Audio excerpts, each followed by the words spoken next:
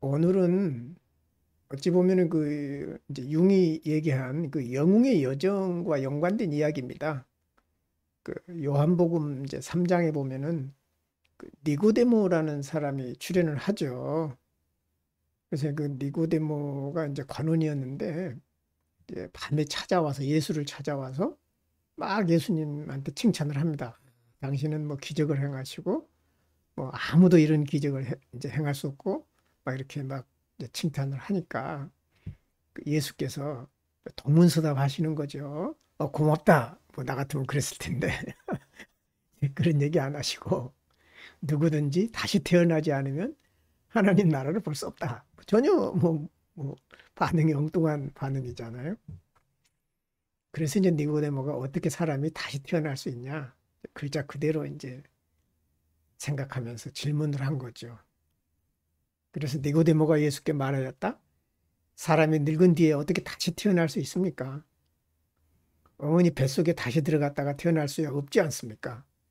다시 태어난다라고 하는 그 의미를 이제 모르고 물어봤는지 또 알면서도 어떻게 예수께서 말씀하시나라고 이제 듣기 위해서 그랬는지는 모르겠어요.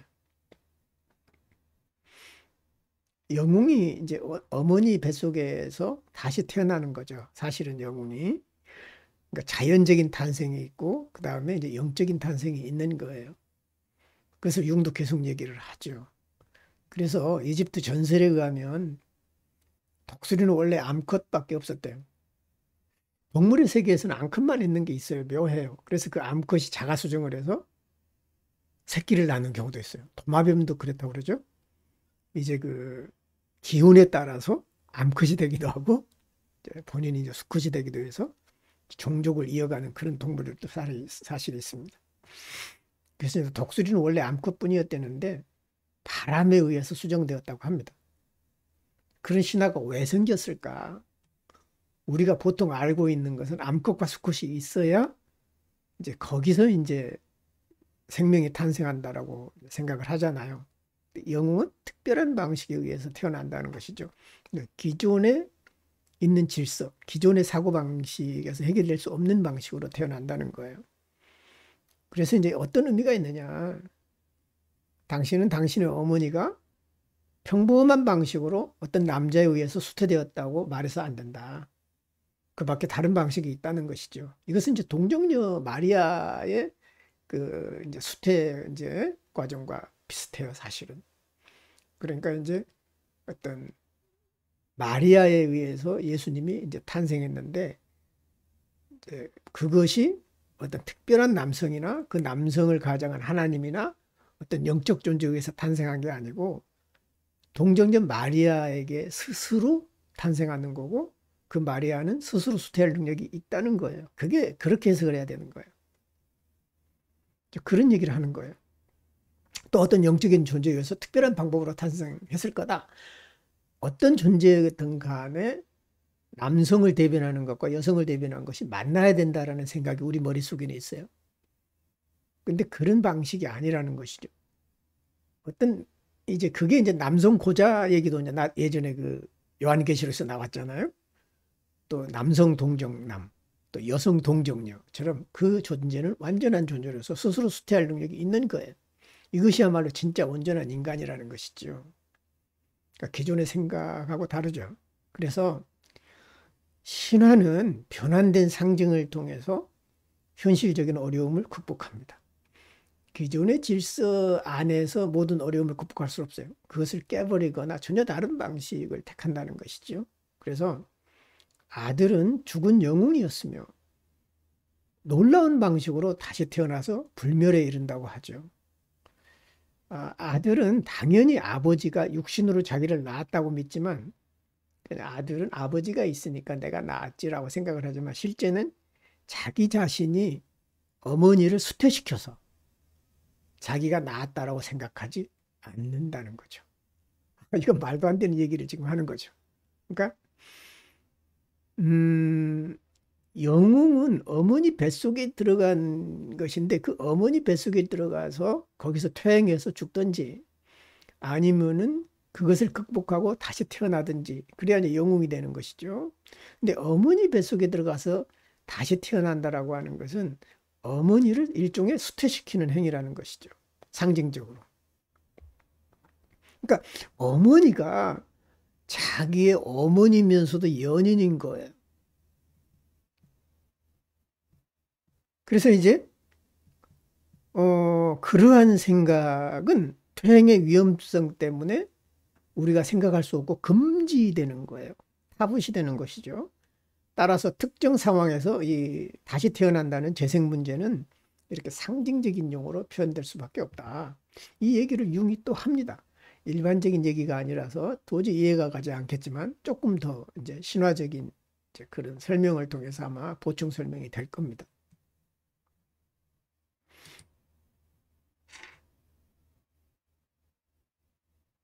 그래서 이제 예수께서 대답하시되 이제 니고데모에게 이제 얘기하죠. 물과 성령으로 거듭나지 아니하면 하나님 나라에 들어갈 수 없다. 물이라고 하는 것이 무엇인가? 그리고 성령이라고 하는 것이 무엇이냐? 어떤 물이 어떤 현실을 대변한다는 물질을 대변하는 것이라면 성령은 영을 대변하는 보이는 것과 보이지 않는 것이 조화를 이루어야 된다는 것이죠.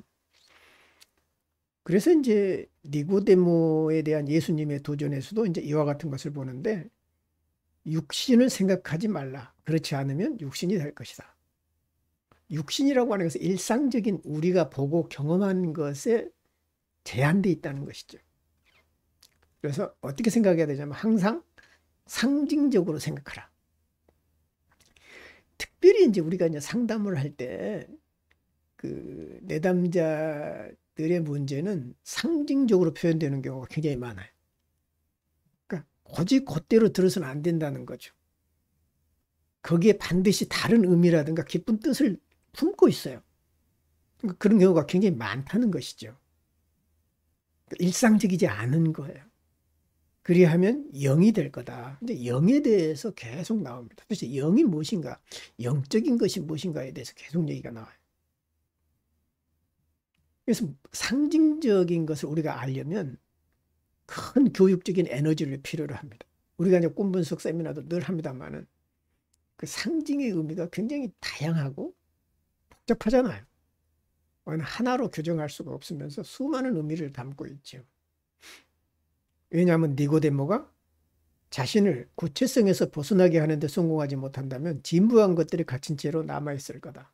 구체성, 우리가 알고 있는 구체적인 것, 눈으로 확인할 수 있는 것, 즉 소위 과학이 얘기하는 원인과 결과가 분명한 것, 굉장히 구체적인 거예요. 또 합리적인 거예요. 이 구체성에서 벗어나야만 구체적이지 않는 진실을 보게 되는 거예요. 어찌 보면 진실이라고 하는 것은 합리적인 것 안에 있는 것이 아니라 비합리적인 것 안에 더 있을 수 있다는 것입니다. 그것은 상징적인 눈으로 봐야만 보인다는 것이죠. 그는 이 충고의 비합리성과 비현실성에 화를 냅니다. 그리고 문자대로 이해해버리죠. 예수님의 말씀이 암시하는 힘이 큰 이유는 바로 인간 정신의 구조의 뿌리를 둔 상징적인 진리를 표현하기 때문에 그렇습니다. 상징이라고 하는 것은 가장 큰 의미는 뭐냐면 그 안에 본질이 내포되어 있어요. 가장 진실한 근원이 상징 안에 들어가 있다는 것이죠. 근데 그것은 겉으로 표현될 수가 없어요. 간접적으로, 상징적으로 표현될 수밖에 없습니다. 우리의 이해 범주를 때로는 넘어서 있어요. 경험적인 진리, 우리가 알고 있는 경험적인 진리는 인간을 감각에 대한 속박에서 결코 해방시키지 못합니다. 제가 이제 살아보니까 내가 경험했는데 이런 얘기 참 많이 하죠. 특히 부모들이 자녀를 교육시킬 때, 또 교수나 선생님들이 학생들을 교육시킬 때 자기가 경험한 것을 토대로 가르치는 게 너무 많아요. 그건 너무 진실한 거예요. 그리고 너무 확실한 거예요. 내가 경험했는데 그 이상 뭐가 필요해? 특히 이제 어떤 신비 체험한 사람들이 그런 경향이 강하죠. 왜? 내가 경험했다는 거예요. 내가 환상을 보고 심지어는 임사 체험을 하고 죽었다 다시 살아나고 이런 모든 경험을 했는데 그 이상 확실한 게 뭐 있냐는 거예요. 가장 큰 문제가 경험 제일주의인 거예요. 자신의 경험이 어떤 그 시간 그리고 자기 자신에 한정돼 있다라고 하는 생각을 못 하는 거예요. 옛날에 내가 그런 경험을 했다고 해서 그것이 객관화될 수 있는 게 아니거든요. 그 시점에 나만 경험할 수 있는 것일 수 있거든요. 그리고 그것이 원형적이라면 다른 사람들도 경험할 수 있지만 그것이 일반적으로 보편화되거나 어떤 구체적인 정황 속에서 논리적으로 증거될 수 있는 건 아니에요. 경험은 항상 바뀌게 돼 있는 거예요. 그래서 가장 조심해야 될 거는 애들하고 대화하거나 교육적인 차원에서도 보면 내가 경험했는데 이건 분명하다라고 얘기하는 거. 굉장히 위험하다는 것이죠. 경험은 사람마다 다르기 때문에 그렇습니다. 그래서 이 경험적인 진리는 경험에서 나오는 진리는 정말 만고불변의 진리 같지만 가장 위험하다. 내가 이제 가르칠 때 막 한 30년 전에 했던 그 방식이 있잖아요. 내가 예전에 공부했던 그 영어를 난 이렇게 했어. 아, 나는 히브리어나 헬라어 고전어 공부할 때는 이렇게 했어. 그대로 가르쳐 봐요. 요즘 학생들 따라옵니까? 택도 없어요. 못 해 먹어요. 그러니까 어떤 자기가 경험했다고 그래서 다 그대로 적용된다라고 하는 것은 말이 안 된다는 것이죠. 물과 성령으로 거듭나라 그럴 때는 물이 어머니를 의미하죠. 바다가 어머니죠. 물이 어머니죠. 또 정서적인 감정의 차원이 물로 대변되잖아요. 어떤 세상적인 물질을 대변하기도 하지만 어머니를 물이 대변한다면 아버지는 영혼, 영이 대변한다는 것이죠. 또 불이 대변한다는 거예요. 그래서 물과 영, 이것이 이제 가지는 상징적인 진리는 근친상간 경향의 채널에서 리비도를 해방하고 새로운 방향을 제공한다. 어려운 얘기입니다. 어머니를 수퇴시키고 어머니를 수퇴시킨다는 얘기는 어머니하고의 근친상간의 어떤 교배를 의미할 수 있거든요. 어떤 퇴행적인 근친상간에 빠지는 것이 아니라 이것을 상징화시켜서 물이라고 하는 어머니는 물로 대체됐고 아버지는 영으로 대체됨으로 말미암아서 그 둘을 포괄함으로써 아버지에게도 빠지지 않고 어머니에게도 빠지지 않으면서 그 둘을 포괄하는 그러면서 거듭나게 된다는 것이죠. 좀 어렵네요. 그죠? 여러분 좀 어렵죠? 그래서 어떻게 해서 거듭나게 되느냐? 바로 그런 상징의 단계, 상징의 변환을 통한 리비도의 변환을 통해서 어떤 거듭나는 체험을 하게 된다는 것입니다. 그것이 이제 나중에는 이제 어머니는 뭐 이제 교회로 대체된다거나 그렇죠? 또 어찌 보면 이제 그 예전에 보면은 그 이제 도시로 이제 재생되는 이제 그런 경우도 있고요. 이제 그러면서 어떤 이제 그 권력자들은 어떤 자신의 그 영원성을 도시를 건축함으로써 이제 해소한다라든가 이제 이런 차원으로 이제 어떤 그 욕망이라든가 리비도가 이제 변화하지 않습니까? 그의 어머니는 성도의 친교, 즉 어머니가 교회가 됐죠. 결국 어머니에게 쏟았던 리비도가 이제 교회로 향하게 되면서 신앙 활동을 하면서 어머니에 대한 그 에너지가 이제 축소되고 그 에너지 방향이 바뀐다고 하는 것이죠. 그의 형제 자매는 모든 인류가 됩니다. 어떤 이제 리비도가 변화되면서 어떤 이제 자기 형제 자매는 가족뿐만이 아니라 모든 사람이 내 형제 자매가 될 수 있다라고 하는 새로운 이제 비전을 갖게 되는 것이죠.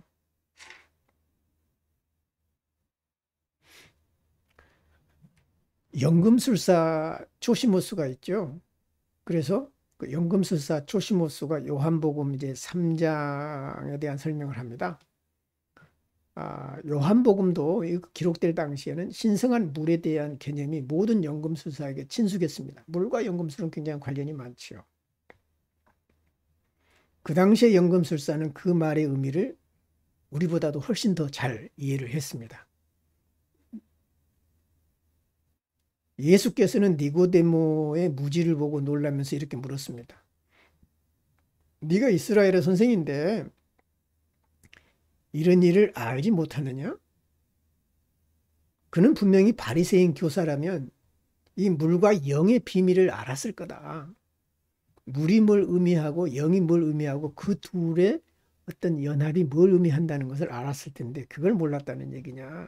결국 이것은 죽음과 재생의 비밀을 알고 있는 것이다. 이제 그런 얘기를 합니다.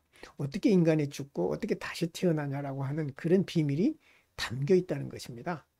거듭난다라고 하는 것은 바로 그런 어떤 영적인 부활이고 어떤 육적인 부활이면서 영적인 부활인 거예요.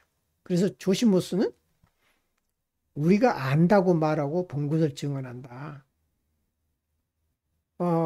여기서 이제 알고 본 것은 실제 만질 수 있고 보는 것이 아니라 리얼하다는 뜻입니다. 그들은 마치 자신의 손으로 신비한 성령의 은사를 만지고 터치하고 경험하고 테스팅하고 이런 뜻입니다. 그러니까 우리가 말하는 그런 이제 그런 알고 말하고 맛보고 눈으로 본 그런 의미가 아니라 어떤 영적인 것인데 실제 만지고 냄새 맡고 경험한다는 것이죠. 이래야 이제 어떤 그런 단계에 들어가는 것입니다. 어떤 보이지 않는 것에 대해서 보는 것처럼 실제로 경험하는 사람들이 있어요. 그런 차원에 들어갔을 때 우리는 이제 새로운 눈을 갖게 된다는 것이죠. 연금술사들은 보이지 않는 금에 대해서 확신이 있었기에 그 오랜 기간 인고하면서 참아낼 수 있었던 거예요. 보이지 않는 것을 만지고 경험하고 이제 새로운 것을 탄생시킨다라고 하는 확신이 있었다는 것이죠. 그래서 신비한 성령의 은사를 만진다라는 표현이 참 재밌잖아요. 성령의 은사를 내가 만지는 거예요. 온몸으로 경험한다는 것이죠. 그리고 신성한 물의 작용을 눈으로 본다는 것이죠. 이게 이제 신비한 것을 경험한 사람들의 이제 경험인 것이죠. 그래서 물에서 태어난다는 것은 단순히 어머니의 태에서 태어난다는 의미다. 성령으로 태어난다는 것은 바람이 열매를 맺는 호흡에서 태어난다는 것을 의미한다. 아까 그 독수리는 바람에 의해서 수태된다고 그랬잖아요. 그 바람은 영이고 보이지 않는 영적인 세계와 물에서 태어난다는 것은 육적인 세계. 이것은 이제 그 성경에서 보면 창조 신화에서 나타나요. 흙으로 하나님이 인간을 창조하잖아요. 그 흙은 물인 거예요. 근데 거기에다가 하나님께서 생명을 불어넣잖아요. 생기를 불어넣잖아요. 영이죠. 그러니까 어쩌면은 물과 영이 만나서 인간이 된다는 것이죠. 이런 것들이 이제 생명을 탄생하는 하나의 방법이 되고 기조가 된다는 것이죠. 그래서 물은 어머니로부터 탄생하는 거고 영은 이제 바람을 통해서 호흡에서 태어난다. 그래서 여기서는 영과 바람이 동일한 단어로 표현되고 있습니다.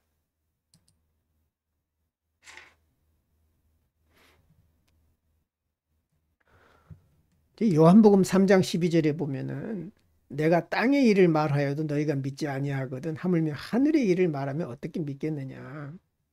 땅의 일과 하늘의 일, 이것은 물과 성령, 물과 영으로 대변되는 것이겠죠. 응? 영지주의자들은 그리스도를 로고스뿐만이 아니라 성적인 상징주의 세계에 끌어들였습니다. 영지주의자들이 이제 이렇게 이제 그리스도를 성적인 상징으로 이제 표현하기도 했다는 것이죠. 그래서 이제 영주주의자들이 가지고 있는 신화에 보면 그리스도께서 마리아를 데리고 산으로 가셨다고 그래요. 그리고 그곳에서 예수는 옆구리에서 한 여자를 낳은 거예요. 이제 그리스 신화라든가 이제 이런 이제 다른 신화들 보면 이제 엄마가 또 옆구리에서 이제 뭐 불교에서도 이제 낳고 이제 이런 경우가 있잖아요. 비슷한 얘기들이에요. 예수께서 옆구리에서 한 여자를 낳은 거예요. 스스로 아이를 낳을 수 있는 거예요. 자웅동체니까 가능한 거예요. 그리고 온전한 인간은 자웅동체적인 성격이 있어요. 스스로 수태할 수 있는 능력이 있다는 것이죠. 예수처럼. 한 여자를 낳아서 그녀와 선교를 시작했다라는 얘기를 하는 거예요. 이런 얘기를 하면은 기독교인들 좋아하겠어요? 난리가 나겠죠. 말도 안 되는 얘기를 한다. 이렇게 상징적으로 얘기를 한 거예요. 아, 예수는 온전한 인간이고 스스로 수태하는 우로보로스와 같은, 스스로 먹고 먹이는 우로보로스와 같은 존재라는 것이죠. 그러니까 그런 상징을 얘기를 했는데 사람들은 그것을 글자 그대로 이해해서 아, 저런 말도 안 되는 얘기를 해서 사람들을 현혹시킨다라고 얘기를 하겠죠. 이 조잡한 상징주의가 현대 기독교인에게도 똑같이 기분 나쁜 일이에요. 그와 마찬가지로 이런 얘기하면 3세기나 4세기 기독교인들에게도 굉장히 충격적이었을 거다. 그래서 이제 기독교인들이 영주주의를 싫어한 거죠. 이런 얘기를 하니까 아주 싫어한 거죠. 그래서 마리아는 너무 충격을 받아서 땅에 쓰러졌다고 합니다. 그런 다음 그리스도께서는 마리아에게 이렇게 말씀하셨습니다. 오 믿음이 적은 자들아 어찌하여 나를 의심하느냐. 그러면서 내가 하는 일은 너희들이 결코 이해할 수 없을 것이다 라는 그런 의도로 말씀하신 거예요. 내가 땅의 일을 말하여도 너희가 믿지 않을 텐데 너희들이 다 알고 있는 조금만 확인하면 알 수 있는 건 말을 해도 믿지 않을 텐데 내가 하늘의 일을 말을 하면 어떻게 믿겠느냐. 자꾸 하늘의 일이라고 하는 것을 종교적으로 생각하기보다는 어떤 우리가 상상할 수 없는 세계의 일인 거예요.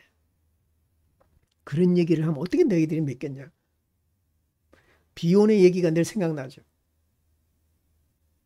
우리가 알고 있는 것이 우리의 생각을 가로막고 성장을 가로막는다는 얘기를 너희의 이해와 욕망과 이제 이런 것들이 지식이 한 발짝도 못 나가게 한다는 것이죠. 알고 있는 순간 그 알고 있음에 갇혀버린다는 거예요. 굉장히 우리는 알고 있다라는 순간을 뭐 자랑하거나 과시하거나 내가 굉장히 많이 알아 할 필요가 없는 거예요. 언제나 그것은 변하게 돼 있고 그것에 갇혀버리면 그 다음 것을 해낼 수가 없다는 것이죠. 그러니까 늘 정의적 가설로 머물러야 되는 거예요. 항상 비혼이 말하는 것은 정의를 하되 가설로 남겨두라는 것이죠. 여지를 남겨두라는 것이죠. 바로 하늘의 일이 이제 자기가 이해하고 하늘의 일하고 만나기 위해서는 바로 이제 그런 준비가 필요하다는 것입니다. 그래서 인자의 살을 먹지 아니하고 인자의 피를 마시지 아니하면 너희 속에 생명이 없다. 그 얘기는 예수와 동화되지 않고서는 이런 얘기를 도저히 이해할 수 없을 거다라는 얘기죠. 살을 먹고 인자의 살을 먹고 피를 마신다라고 하는 것은 예수와의 철저한 합일이고 동화하잖아요. 생명을 나누지 않고서는 나를 이해 못할 거다라는 것이죠.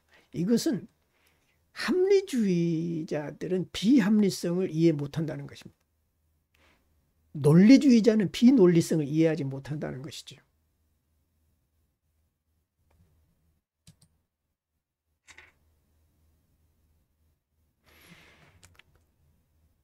그래서 이제 그리스도는 땅의 것이 아니라 하늘의 것 혹은 영적인 신비에 대해서 이제 자주 얘기를 하십니다. 환상의 비밀은 그가 무엇을 숨기거나 그것을 비밀로 하기 때문이 아니라 그 의미가 여전히 의식에서 숨겨져 있기 때문에 그렇습니다. 그러니까 환상을 우리가 공부하잖아요. 또 꿈을 공부할 때 어떤 의식이 모르는 것들을 보여주기 때문에 우리가 계속 알기 위해서 노력을 하는 것이죠.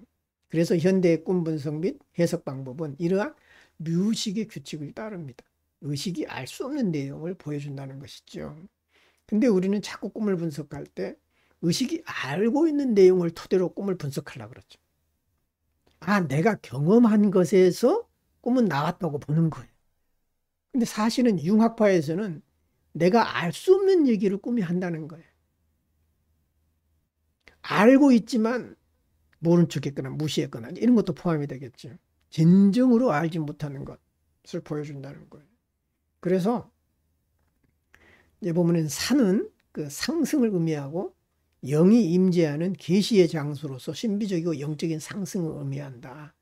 산이 어떤 지성을 의미하기도 하지만은 어떤 영적인 장소, 또 산은 가장 그 신이 계신 곳하고 가깝잖아요. 그죠? 그래서 신과 만나는 곳, 이제 이런 의미로 사용되기도 합니다. 그래서 기독교 영지주의에서는 신을 아르칸트로포스로 시각화했다. 최초의 인간, 아담이죠. 이런 이미지는 사람과 사람의 아들과 같은 전형적인 인물인 거예요. 그래서 그리스도는 자기 지식의 길, 곧 너희 안에 있는 천국으로 도달할 수 있는 속사람이다. 어떤 그리스도는 제2의 아담으로서 결국은 전칠성을 이해할 수 있는 가장 근원적인 원초적인 인물로 이제 간주되는 것이죠. 그래서 안트로포스로서 그리스도는 경험적으로 가장 중요한 원형에 해당하고 산 자와 죽은 자의 재판관이자 영광의 왕으로서 무의식의 실제 조직 원리다. 그리고 자기의 사분위, 코터니티, 사위일체죠. 만다라 형상 또는 제곱원에 해당이 된다. 이런 견해는 만다라 구조가 무의식의 중심의 의미와 기능을 가지고 있다는 경험에 기초합니다. 그래서 이제 이런 그 만다라 구조가 그리스도의 그 십자가로 나타나잖아요. 가장 중요한 상징은 십자가로 나타나는 것이에요. 그래서 이 환상에서 염두에 두어야 할 그리스도의 사분위는 십자가 상징인 영광의 왕과 또 해, 선이죠. 해로서의 그리스도로 표현된다. 이런 얘기들을 융이 이제 하는데 쉬운 어떤 표현은 아니에요. 이제 그 그리스도가 이제 옆구리에서 이제 여사를 탄생시켰다고 그랬잖아요. 그래서 그 여성과 성결을 맺었다고 그랬잖아요. 어쩌면 그 여성을 엄마이기도 하는 거죠.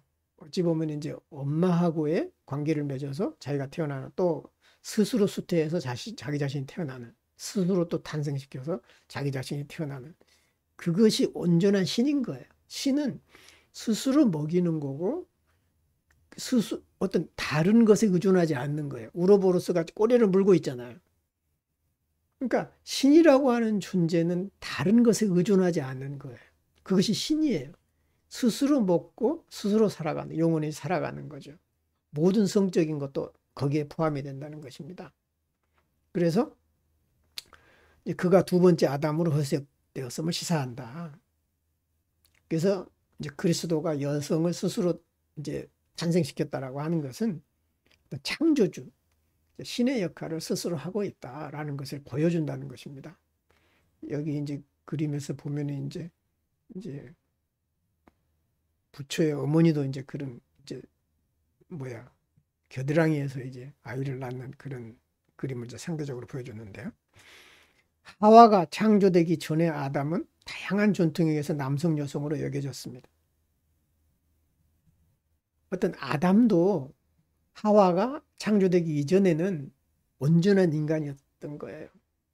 그래서 양성체로 형성이 됐죠. 그래서 그리스도는 여기에서 그의 양성애를 과감하게 보여준다. 남성이면서 여성인 동시적인 속성을 가지고 있어요. 그래서 최초의 인간은 일반적으로 암수 양성으로 표현됩니다.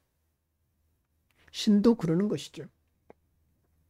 그래서 힌두교의 베다 전통에서도 그는 자신의 여성적 반쪽을 만들어서 그녀와 결합합니다. 기독교의 비유에서 그리스도의 편에서 나온 여자는 어린 양의 신부인 교회를 의미한다. 상징적으로 이제 그리스도가 낳은 그 여성은 교회고 엄마인 거예요.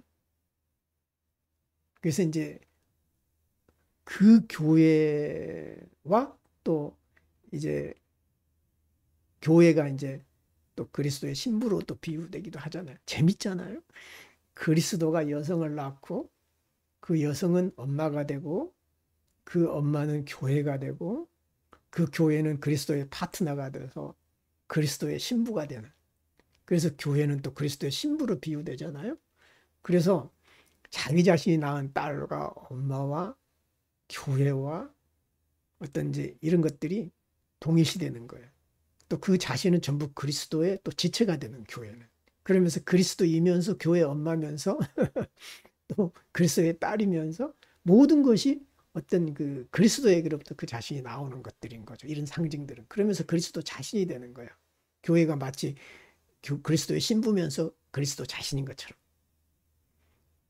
이런 이제 기독교 상징이 이렇게 구성이 되는 거예요.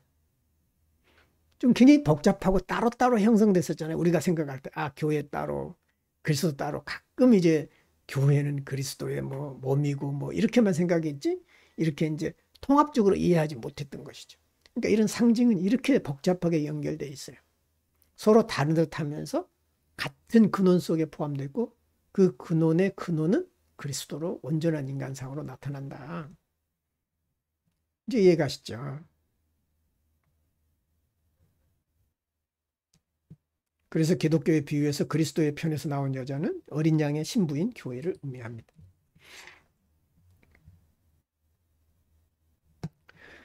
이제 요한복음 13장, 이제 3장 13절에 14절 보면은 하늘에서 내려오니 곧 인자 외에는 하늘로 올라간 이가 없다. 모세가 광야에서 뱀을 든 것과 같이 인자도 들려야 한다. 여기서는 뱀과 그리스도를 동일시하고 있죠. 우리는 뱀을 사탄으로만 생각했잖아요. 근데 광야에서 모든 사람을 치유하는 뱀의 상징으로 뱀이 이제 높이 그 장대에 매달려서 이제 모세에 의해서 들려지잖아요. 바로 그 뱀이 그리스도가 되는 거죠. 결국 이 뱀은 치유자 뱀이고 어떤 원재료로서 뱀이고 연금술로 말하면 메르쿠리우스로서의 뱀인 거예요. 예수와 니고데모와의 대화 이후에 하늘로 승천하고 땅으로 하강한다는 모티프가 이어집니다. 하늘로 승천하고 또 이제 재림하는 거죠. 땅으로 하강한다는 것이죠. 연금술에서는 이것은 영혼이 죽은 몸에서 상승하고 다시 살아나서 이스라엘 형태로 다시 하강하는 것하고 똑같습니다.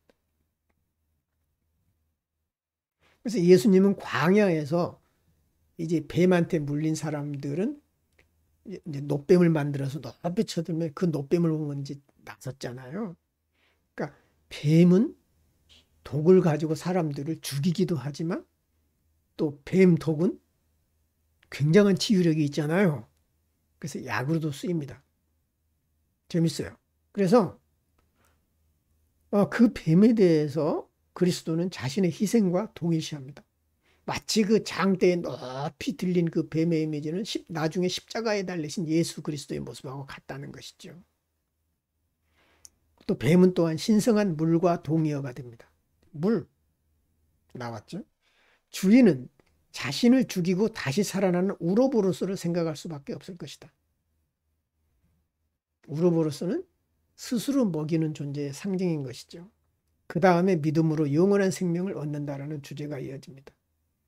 그래서 여기 보면 이제 모세가 이제 장대다가 뱀을 매달고 사람들이 그걸 쳐다보는 그림을 내가 이제 올려놨어요. 실제로 이 작품의 전체 목적은 썩지 않는 몸, 죽지 않는 것, 보이지 않는 영적인 돌, 즉 라피스를 생산한 것입니다. 이 대화는 요한복음 4장 14절에 나오는 사마리아 여인에게 하신 예수님의 말씀과 비교할 수 있다. 그 이제 결혼을 여러 번 하는 이제 그 여성한테 한 말이죠. 영생하도록 솟아나는 샘물은 하나님의 영밖에 없다. 이런 얘기를 이제 한 것과 같습니다. 뱀에 대해서 얘기를 한 거죠. 그리스도의 상징이 되는 거죠, 뱀은. 그래서 여기 보면 이제 영웅과 뱀의 관계를 보면 영웅은 늘 그 사탄으로 상징되는 영하고 싸우죠. 그러니까 그 영은 어찌 보면은 그리스도를 대적하는 사탄의 상징이라든가 적그리스도의 상징이면서 동시에 그 영은 예수 자신이에요. 융심리학적으로 보면 그래요. 어떤 예수의 파트너고 예수의 그림자인 거죠. 예수에게서 드러나지 않는 모습이에요. 그러니까 예수는 영웅은 그 영을 물리치면서 그 영이 가지고 있는 능력을 흡수하는 거예요. 그래서 온전해지는 거죠. 그 자기가 싸우는 영과 많은 공통점을 가지고 있어요. 오히려 그는 그 용의 특성, 뱀의 특성, 무적인 뱀의 눈등의 일부를 물려받습니다. 그래서 그리스도께서는 자신을 뱀이나 용과 동일시했고 인간과 용은 한 쌍의 형제가 될 수밖에 없다. 뱀은 형제면서 가장 지독한 원수인 거죠. 마치 그 그림자가 자아와 형제면서 가장 지독한 원수처럼 인식이 되듯이요. 바로 그런 겁니다. 광야에서 불뱀의 재앙을 정복한 뱀으로서 그는 십자가에 들리워질 것이다. 뱀의 재앙을 물리치기 위해서는 뱀이 돼야 한다는 거예요. 인간의 재앙을 물리치기 위해서는 신이 인간이 돼야 되는 것하고 똑같아요. 재미는 상징인 거예요. 마치 인간이 뱀이라면 뱀이 인간을 사악하게 만들었다면 그 인간을 구제하기 위해서는 신이 인간이 돼야 되고 뱀이 돼야 되는 것이죠.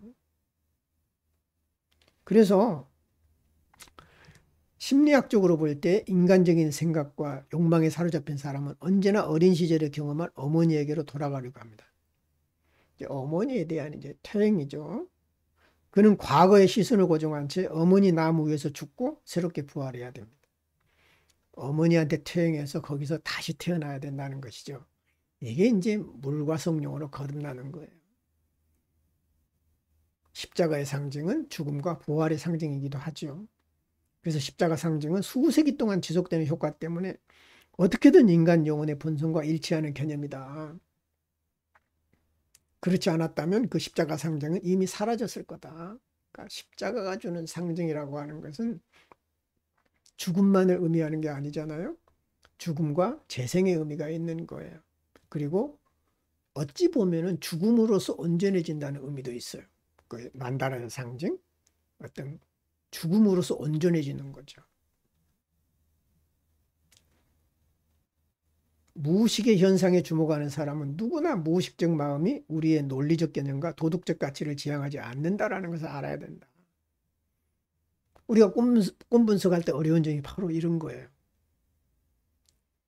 무의식이 의도하는 것이 항상 도덕적이고 윤리적인 게 아니에요. 우리는 늘 그런 경향이 있잖아요. 좋은 방향으로 해석하려고 그러잖아요. 그리고 꿈이 어떤 윤리적이나 도덕적으로나 선한 곳으로 이끈다라고 생각하죠. 그렇지 않아요. 꿈이 의도하는 것은 균형이에요. 밸런스. 그러니까 꿈은 왜 나오느냐? 어느 한쪽에 치우쳤을 때 꿈에 나와요. 대체로. 그러니까 우리는 어떤 꿈도 의식처럼 선한 것을 바라겠지. 택도 없어요. 우리가 생각할 때 악한 것을 요구할 때도 굉장히 많아요. 그러니까 어찌 보면 우리가 선한 것만 추구할 때 에너지가 없는 경우가 있잖아요. 오히려 뺏기는 경우가 있잖아요. 그럴 때는 오히려 악한 것을 추구할 수도 있도록 만든다는 것이죠. 그러니까 선과 악이라고 하는 것이 우리 인간이 생각하고 있는, 의식이 생각하고 있는 범주대로 이루어지지 않는다는 것이죠. 무의식의 원리는. 이런 것들을 너무 이제 꿈 분석할 때 너무 어려운 점들이 바로 이런 것들이에요. 우리는 너무 의식의 그 질서에 익숙해져 있어요. 그 익숙한 논리대로 꿈을 보려고 한다는 것이죠. 의식의 논리를 따르지 않아요. 만약에 무의식이 의식의 법칙을 따른다면 무의식의 기본 목적인 보상 원리가 적용되지 않을 거예요. 그러니까 의식의 결핍을 보상하려면 무의식은 별도의 논리가 있어야 된다는 거예요.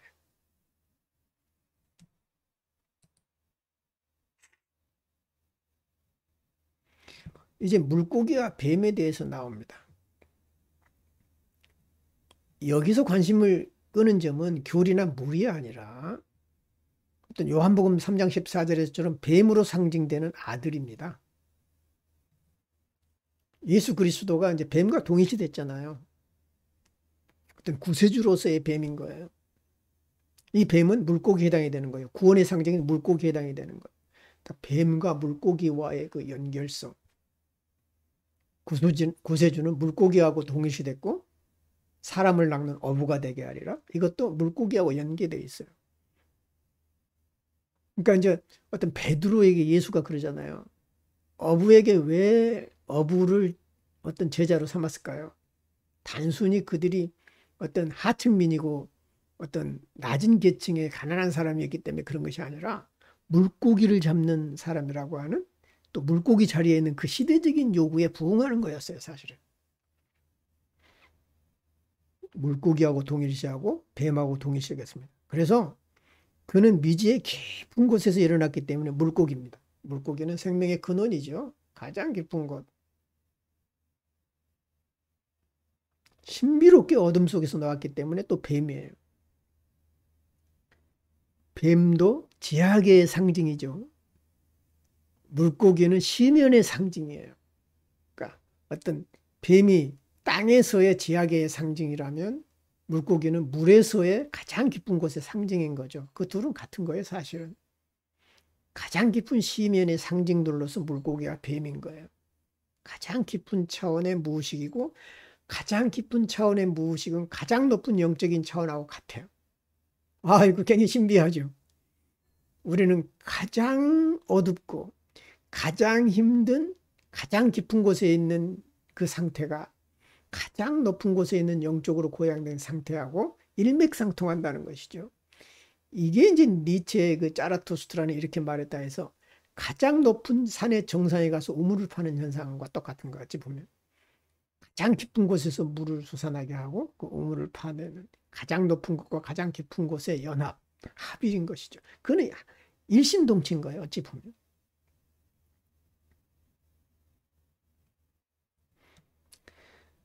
물고기와 뱀은 갑자기 무의식에서 튀어나와 무섭거나 구원의 효과가 있는 정신적 사건이나 경험을 모사하는데 가장 적합하다.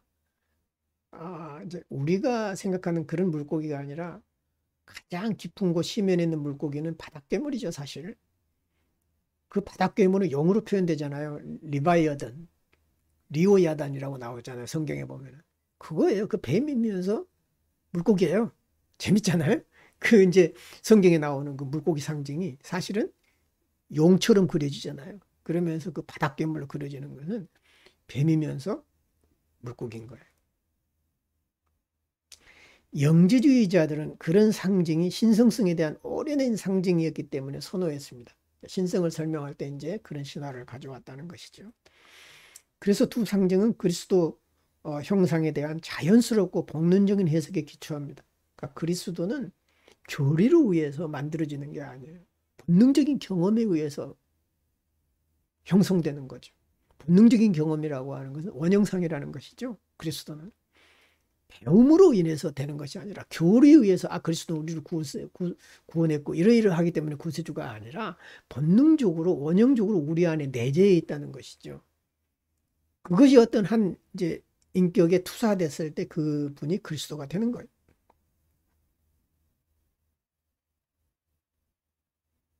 어찌 보면은 어떤 뱀과 이제 물고기라고 하는 두 상징은 동물의 정신처럼 인간의 의식과는 거리가 먼 무의식의 가장 원초적인 무의식에 해당이 돼요. 모든 종류의 온열 또는 냉열, 척추동물, 심지어는 무척추동물들도 이 무의식의 특성을 보여줍니다. 가장 근원적인 거죠. 그래서 히폴리토스는 뱀과 관련해서 아버지를 대뇌와 비교하고 아들을 소뇌 및 척추와 비교했습니다. 뱀은 실제로 추상적으로 지적인 것뿐만 아니라 구체적으로 동물적인 본성의 냉혈동물이죠. 비인간적인 경향을 상징합니다. 가장 지적이면서 비인간적인 모습을 보여주는 것이죠. 뱀은.